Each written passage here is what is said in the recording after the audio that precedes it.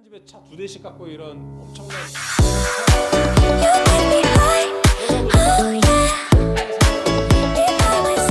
그래서 철도가 사양 산업이 되다 보니까 정부가 철도 산업에 대한 투자를 안 하죠. 그러면 철도 투자가 부재하면 당연히 수송 분담률이 하락하고 적자 증가가 되는 어떤 악순환의 고리에 빠져드는. 근데 여기서 이제 또 하나의 딜레마가 발생하는데, 우리가 일반적으로 적자라고 하면 어디 가게나 무슨 음식점 적자라면 막 팔이 달리고 손님이 없어야 되는데, 이렇게 수송 분담률이 하락하고 적자가 계속 늘어나는데도 한국철도는 늘 좌석이 사실 부족했습니다. 주요 간선, 뭐 모든 노선이 그런 건 아니지만 주요 간선, 핵심 간선인 경부선, 뭐 그리고 호남선도 그렇지만 서울에서 대전 구간 또는 서울에서 부산 구간 이런 데는 뭐 주말 또는 여행 시기 때는 표를 구할 수가 없었죠. 60년대나 70년대 사진 봐도 뭐 명절 때는 막 서울역 광장에 무슨 거대한 시위 인파가 몰려든 것처럼 표를 구매하거나 열차를 타려는 사람들이 모였었는데요. 그건 뭐냐면 철도 수송 분담률이 하락해도 한국 사회 경제가 굉장히 확산되다 보니까 교통의 이동 수단에 대한 수요는 폭증한 겁니다. 그 폭증된 수요를 대부분 도로교통이 가져갔지만 철도교통도 이미 이 수요를 제대로 포용할 수 없는 네트워크의 한계가 다다른 상황이었죠. 그렇다면 문제는 이렇게 폭증하고 있는 이동 수요를 철도가 적절하게 분담할 수 있도록 철도에 대한 투자를 해야 되는 게 어떤 교통정책을 입안하거나 진행시키는 사람들의 가장 중요한 과제일 수 있는데 그런 게 안 됐죠. 그래서 그러다 보니까 뭐 일부 철도망은 제 기능을 뭐 못하고 있는 이런 실정이 됐는데요. 그래서 그러니까 국토부라든지 이제 또 국토부의 그 지원을 받는 연구기관 이런 데서 이제 이렇게 한국철도의 문제에 대한 토론회를 가면 굉장히 개탄을 하면서 철도가 얼마나 이 비효율적으로 이고 부실하냐면 뭐 영동선 같은 경우 강릉 또는 뭐 영주 이런 데 갈 때 고속버스 타면 뭐 2시간 반 2시간이면 가는데 기차를 타면 7시간 걸린다. 이게 경쟁이 안 된다. 이런 식으로 하면서 마치 그 철도공사 직원들의 어떤 비효율적인 이런 시스템이 그런 문제를 가중시키고 있는 것처럼 얘기해요. 그럼 청중들은 철도 굉장히 문제네. 이런 철도 감히 놔둘 수 있을까? 근데 뭐 영동선 이런 데 보면 중국선 이런 데 보면 다 1930년대 만들어진 것들이죠. 당시의 토목과 건축 기술에 의해서 철도 노선이 만들어졌고 그 당시에는 그게 가장 효율적인 그러니까 뭐 마차 타고 뭐 걸어 다니던 시절에 갑자기 철도가 등장해서 그래서 서울에서 강릉까지 걸어가면 뭐 한 20일 걸리는데 그래도 뭐 열몇 시간 만에 간다는 건 엄청난 일이었거든요.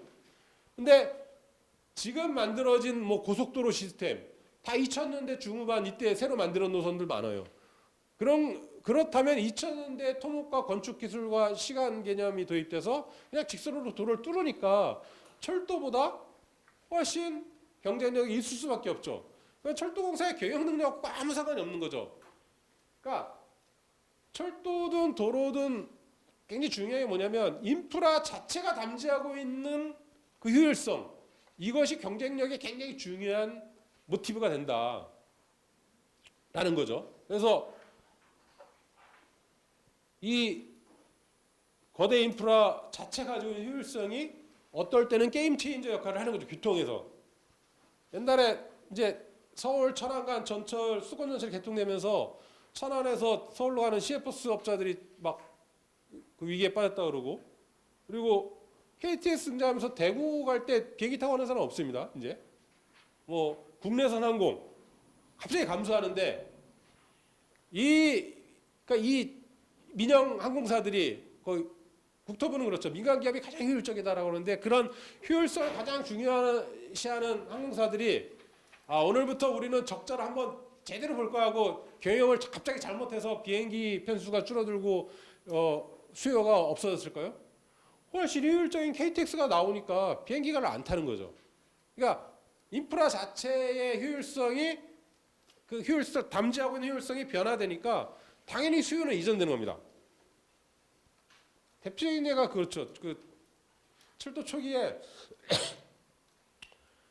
그 영국 철도 등장해서 런던에서 철도가 등장하니까 200여 개에 이르는 그 장거리 역마차 회사가 다 망했어요. 당연한 거 아닙니까? 누가 흔들리는 역마차 타고 이동을 하겠어요? 기차가 생겼는데.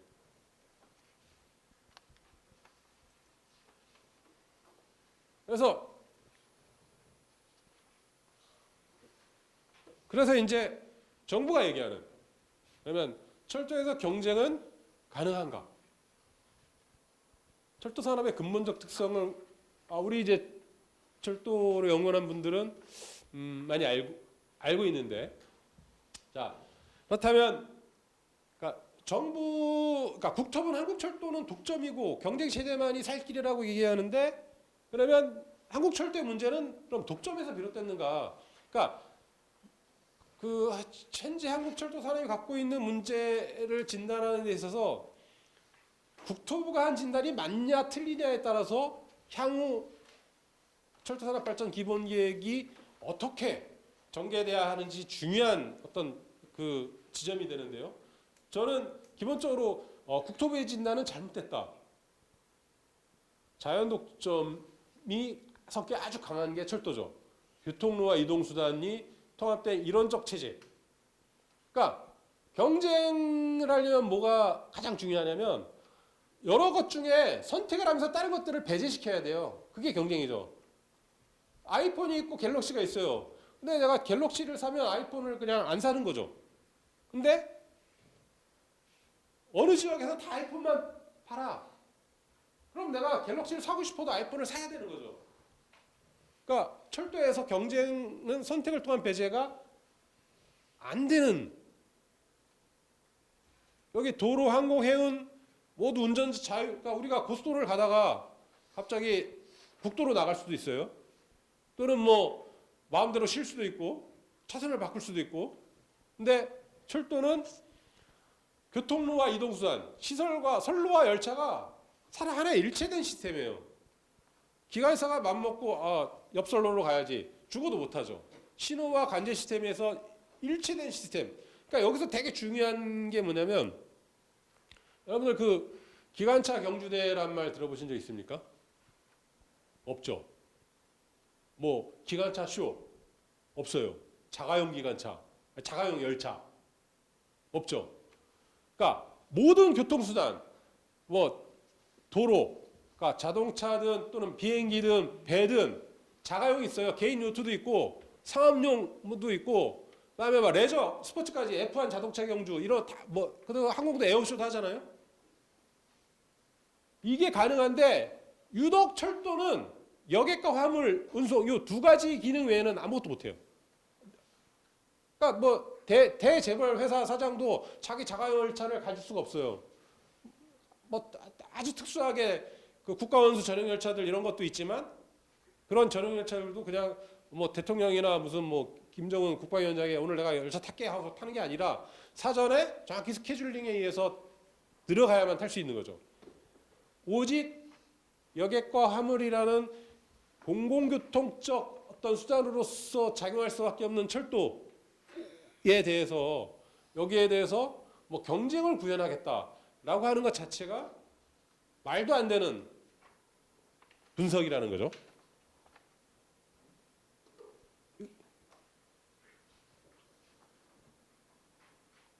네. 그래서 국토부가 주장하는 철도 경쟁 사례, 정의시의 사례, 국토부의 여러 자료나 이런, 유럽은 아주 초고밀도 경쟁 철도래요. 그건 사실 심각한 왜곡이고요. 자국 내 경쟁이 아니라 국제 경쟁. 특히 철도 강국, 그러니까 뭐 프랑스, 독일 이런 나라들이 또 철도 노선만 강국이 아니라 철도 차량 제작 시스템에서 굉장히 우월한 그 비교율을 점하고 있고요. 또 신호 시스템 이런 것들의 개발이 굉장히 뛰어난 능력을 갖고 있어서 이런 나라들이 다른 그 EU 연합국가 내에서의 시장 지배력을 확대하는 국제 경쟁이에요.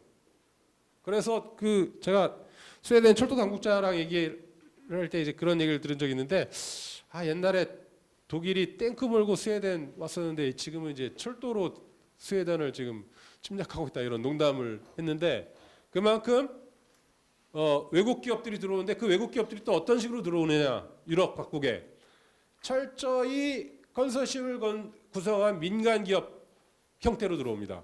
그래서 자본을 대주는 그 프랜차이즈 그러니까 프로젝트 파이낸싱 회사가 있고 그다음에 어떤 특정한 나라가 들어오면 그 특정한 나라에 소속된 차량 제작 회사가 같이 따라 들어오고 뭐 이러면서 그 한 국내의 철도 산업을 거의 이제 장악해 들어가는. 그리고 또 일본은 뭐 JR 동일본 설마 경쟁한다 그러는데 말도 안 되죠. 그 6개사가 각각 특정한 지역을 맡아 독점하는 체제고요. 한국 지금 통합됐는데 서울 메트로랑 도시철도공사가 경쟁하고 있다 그래요. 제가 이제 강동구에 사는데 강동구에 살 때는 옛 도시철도공사 5호선을 탈 수밖에 없어요. 제가 5호선 싫어서 경쟁사인 뭐 서울 메트로를 타기 위해서 뭐 신설도까지 버스를 타고 와서 용산은 그럼 미친 시죠. 5호선을 탈 수밖에 없어요. 두 회사는 경쟁하는 게 아니라 노선을 독점하고 있죠.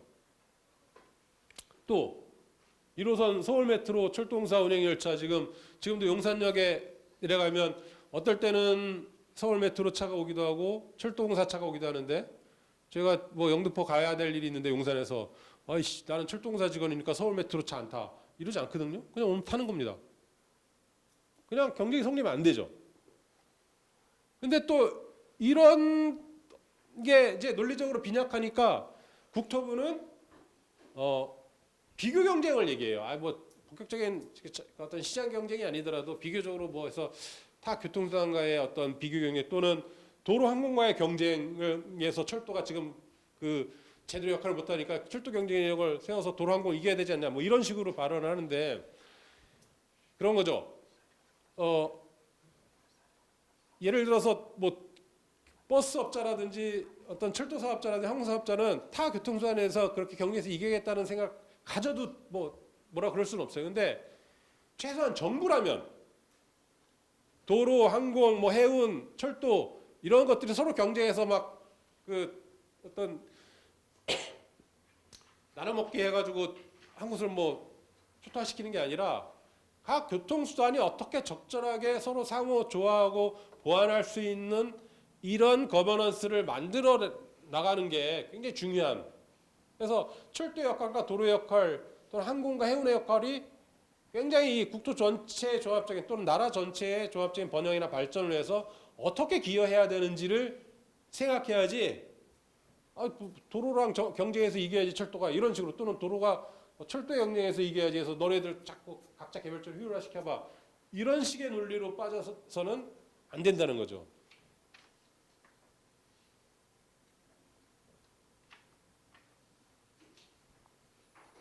그래서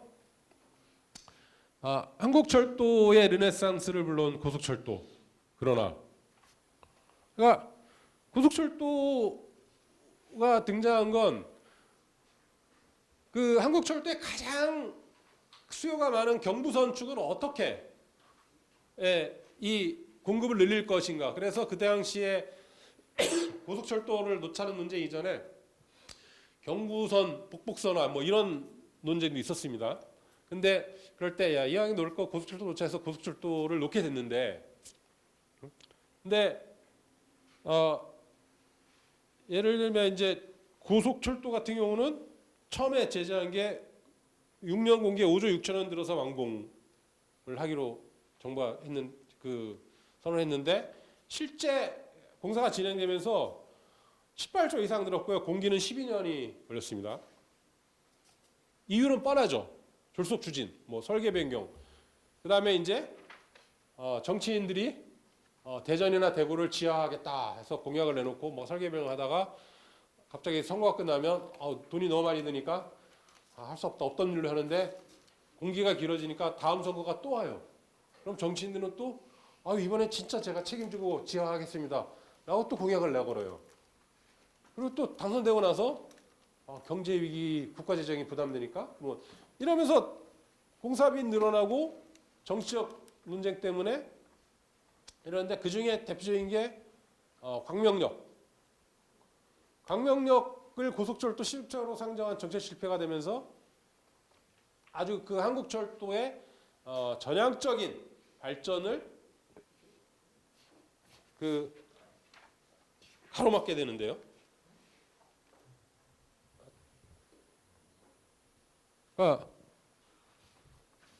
잠시 이제 제가 칠판을 잠깐 요만큼만 활용하겠습니다. 이해를 돕기 위해서 불 한 번만 잠깐 켜주시죠.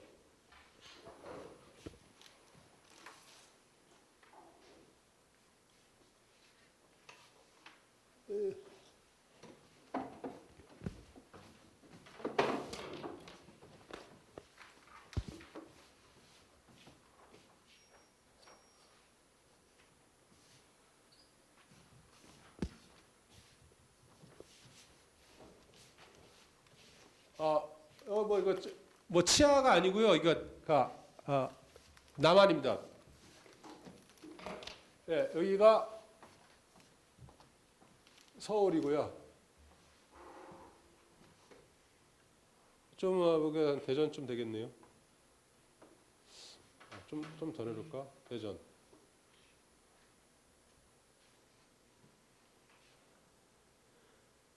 고속선을 이렇게 가죠. 울산, 경주. 이 부산. 그리고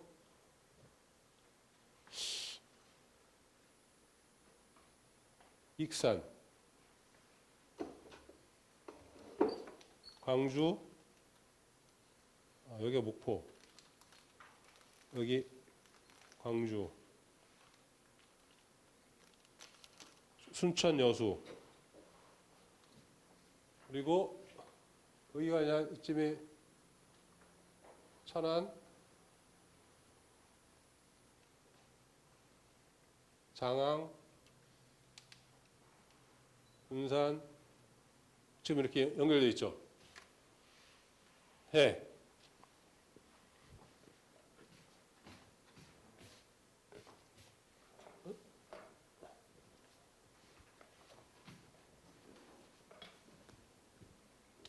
근데 처음에 고속선을 이제 이렇게 놓죠. 이게 이제 고속선입니다. 고속선을 넣는데 이 경부 축의 선로 공급량을 굉장히 늘리려고 했는데 이 철도에 대한 어떤 철학과 이해가 부족한 사람들이 여기다 남서울역을 만들어 가지고요. 뭐 한 거의 5천억 들이죠. 남서울역. 그래서 여기서 출발시키려고 하는 거죠. 열차를 시종창역을 만들어요. 근데 이게 지금 이제 광명역이죠. 광명역. 그러니까 나름대로 타당한 이유를 댔습니다. 뭐 서울 집중을 완화하고 고속선로의 완결성을 여기서 딱 뭐 이런 걸 또 하겠다 해서 뭐 지역 균형 발전에 이게 도움이 된다 막 이런 얘기를 했는데 여기서 가장 참담한 실패를 봤던 게 뭐냐면 저는 이제 기본적으로 인간이 만든 탈 것 중에 가장 위대한 건 자전거라고 보고 두 번째는 철도라고 보거든요. 철도만큼 친환경적이고 대량 수송이고 또 국토 파괴를 줄이고 뭐 향후 기후 변화 이런 위기에 대응할 수 있는 그런 교통수단이 없죠. 진짜 좋은데 근데 이 철도가 단점이 하나 있습니다. 뭐냐? 도어 투 도어 서비스가 안 되는 거예요. 그러니까 아까도 말씀드렸지만 아파트 내려가서 또는 집 나가서 주차장에서 현관 나가가지고 자동차 키만 돌리면 탈 수 있는 그 편리함이 있어요. 도로는. 근데 철도는 아무리 그게 좋더라도 역에 가야 돼요. 그렇다면 역을 어디에 줘야 되냐? 가장 유동성이 많은 곳, 교통의 어떤 중심지, 유럽의 중앙역들처럼. 근데 지금 뭐 광명역 주변은 굉장히 많이 뭐 이케아도 들어오고 막 아파트 우후죽순하고 집값도 오르고 막 발전했지만 처음에 여기 그 광명역 만들었을 때는 허허벌판에 그냥 시골 거기 가는 노선버스 별 몇 개 없었어요. 그러니까 고속철도를 놓은 이유는 지역까지 시간을 단축해 빨리 가겠다라는 것도 되게 중요한 건데 굳이 남서울역까지 서울 사람들이 안 가는 거죠. 그러다 보니까 할 수 없이 시종창 이거 그냥 광명역은 통가역으로 됐고 서울역으로 이제 출발역으로 옮긴 거죠. 그렇다면 어떤 문제가 생기냐?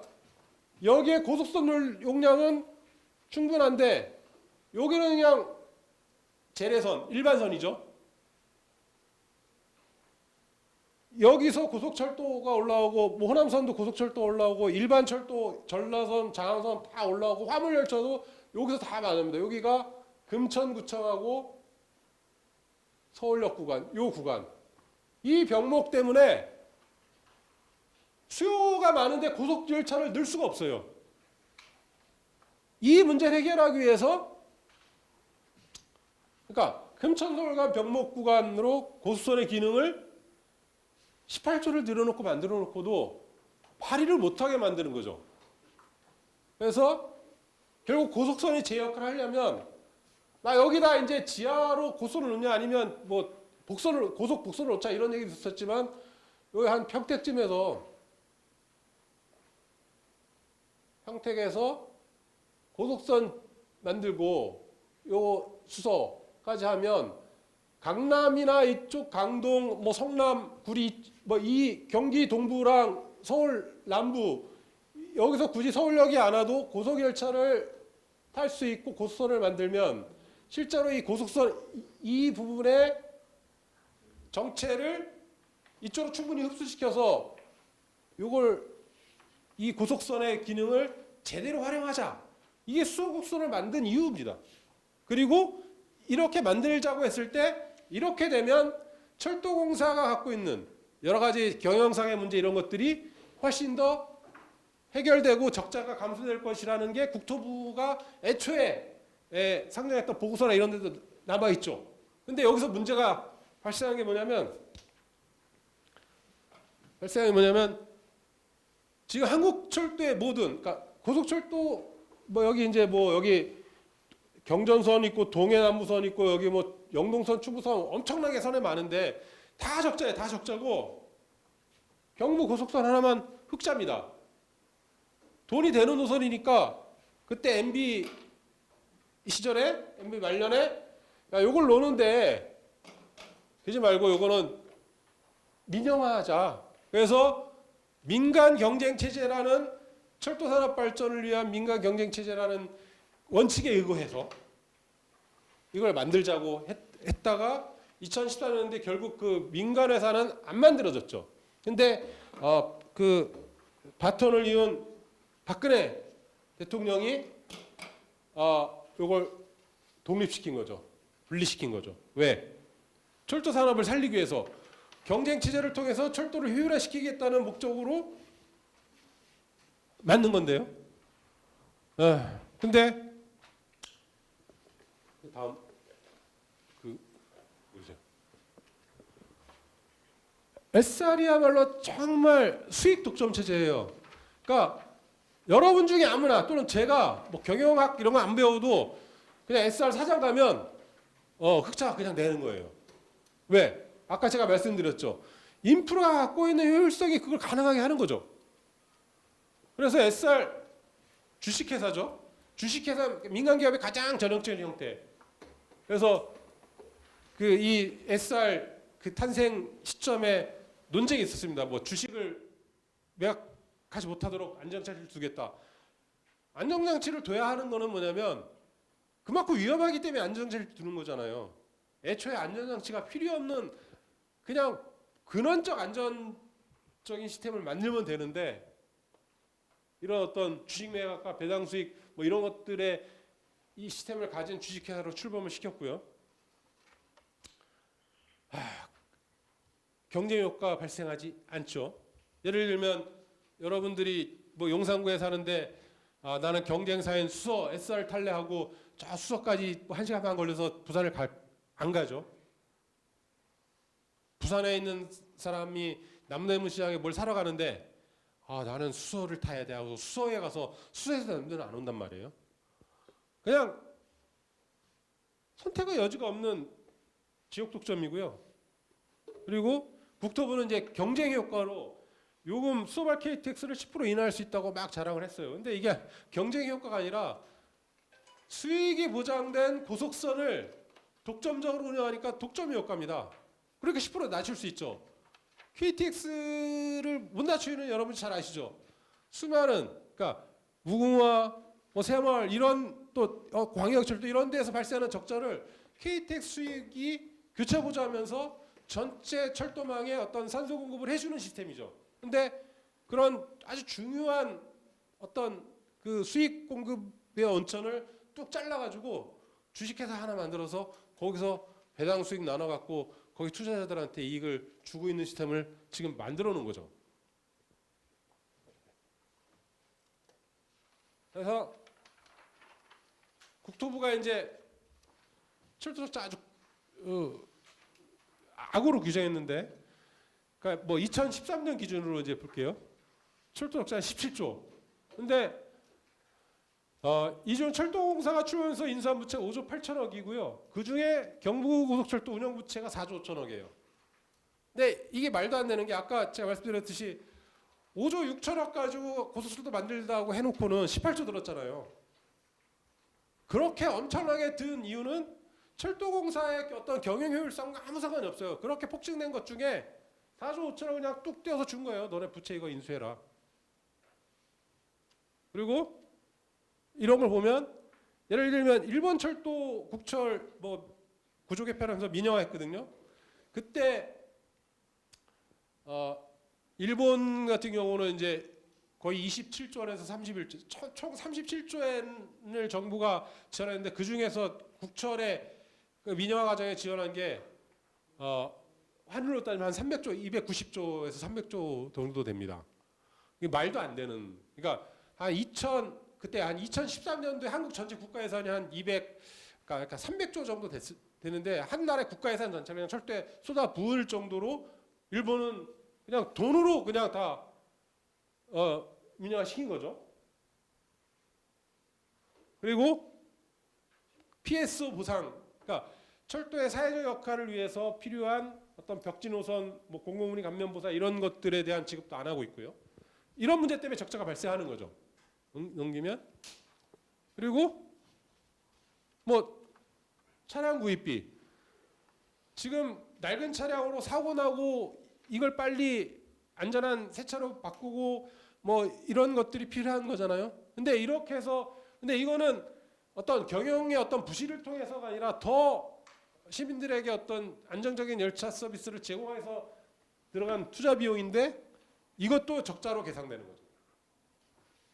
그다음에 공항철도가 부실해지자 정부가 국토부가 나서서 야 철도공사 네 돈 내가지고 인수해서 1조 2천억 뭐 회계기준, 그러니까 이런 걸로 한 또 10조가 적자가 또 발생한 거죠. 그리고 원가에 못 미치는 철도요금. 근데 철도요금이 원가대로 받으면 시민들이 비싸서 이용을 못해요. 결국 철도의 사회적 역할을 위해서 더 저렴한 운임을 책정할 수밖에 없는 거죠. 이런 과정에서도 뭐 물류적자, 영업개수 얘기하면서 태백선의 가짜뉴스, 뭐 그 대표적인 가짜뉴스가 그 태백선의 많은 역들 중에 뭐 쌍용역 이런 역들 중에 여객 한 6명 하루에 하루에 한 6명 타는데 직원은 12명에 뭐 억대 연봉 막 이런 억대 연봉은 아니지만 몇 천만 원씩 연봉을 받는다. 이런 뉴스가 났거든요. 근데 거기는 여객보다는 화물 수익이 위주인 역이거든요. 그리고 뭐 12명이 근무하는 말도 안 되는 게 3조 얘기되면 4명씩 겨우 그 큰 역에 4명이 그 역무 보고 또 입항하고 화물차 열차 조사하고 이거 다 하는 거거든요. 근데 그런 식으로 왜곡해가지고 이런 심각한 물류 적자를 어떻게 할 거냐, 뭐 이런. 제가 이제 그 물류 적자에 대해서도 좀 할 말이 있지만 그 다음 기회에 혹시 또 시간이 되면, 시간이 이제 너무 많이 잡아먹어서요. 그래서 이제 마지막 장이 됐는데, 한국 철도 발전을 가르면 가장 큰 세막대는 저는 철도 산업 발전 기본법이 갖고 있는 기본 취지라고 봅니다. 그게 그러니까 철도 정책 산업이 무조건 하여튼 목숨을 넣는데 제 21조예요. 철도 산업 구조 개혁을 추진함에 있어 철도 운영 관련 사업은 시장 경제 원리에 따라 국가 외의 자가 영위하는 것을 원칙으로 한다. 우리가 고등학교 때부터 경제 뭐 대학이나 뭐 경제학 시간 배웠죠.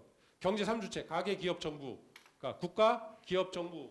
그러니까 가계인데 국가가 아니야. 국가가 아닌 외에 하면 가계가 뭐 하겠어요? 못 하죠. 기업이 해야 된다는 거예요. 민영철도가 근본적으로 철도 운영 사업을 해야 되는 게 철도산업발전기법의 가장 기본적인 원칙이에요. 지금 한국철도공사가 이거는 민간 기업이 아니죠. 국가 정책을 공기업이 뭡니까? 국가가 정책적인 과정에 수행하는 사업을 위탁받아서 하는 건데 이런 것도 사실 원칙에 어긋나는 거예요. 기업이 해야 돼. 왜? 시장 경제 원리에 따라서. 근데 지금 이제 그런 거죠. 뭐 시장 경제, 뭐 자본주의 시장, 자유시장 원리 다 좋다고 하지만 시장 경제가 담보하지 못하는 여러 가지 이유가 있습니다. 지금 자본주의 이 사회에서도 특히 뭐 기후위기라든지 지금 코로나 이후 시대, 포스트 코로나 시대에 어떤 새로운 기준이 형성된다고 그러죠. 뭐 뉴노멀 이런 것들이 요즘 굉장히 많이 나오는데 그렇다면 교통, 특히 대중교통 또 철도는 어떤 위상을 가져야 되는지에 대해서 지금 어떤 담론적 차원을 넘어서 미래지향적 자기계획을 갖고 새롭게 출발하지 않으면 우리는 이 낡은 철도산업기본법과 신자유주의 논리에 발목 잡혀서 끊임없이 한국 철도 전반 또는 국가 전반이 고통당할 수밖에 없다라는 것이죠. 그리고 또 이제 제가 엊그제 제진역 그 기념식 갔다 왔지만 거기서도 이제 되게 중요한 과제로 남북철도 연결 사업을 얘기하고 또 이어서 대륙철도 시대를 열겠다 이런 얘기를 하거든요. 그러면 그런 어떤 거대한 과제, 아주 중요한 과제를 실현하기 위해서 우리 내부 한국철도를 어떻게 건실하게 해야 되느냐 하는 과제가 분명히 부여되고 있는 거죠. 그랬을 때 근본적으로 우리에게 그러니까 현 시점에서 한국철도산업 정책이 던지는 질문은 이전까지의 왜곡된 여러 가지 잘못된 진단과 이런 것들을 극복해내지 않으면 한국철도의 미래는 굉장히 암울할 수 있다. 그리고 그렇기 때문에 우리가 이런 대한연구를 통해서 한국철도가 보다 근본적으로 발전할 수 있는 길을 열어가는 게 중요하다라고 생각하면서 제 발표를 마치겠습니다. 고맙습니다.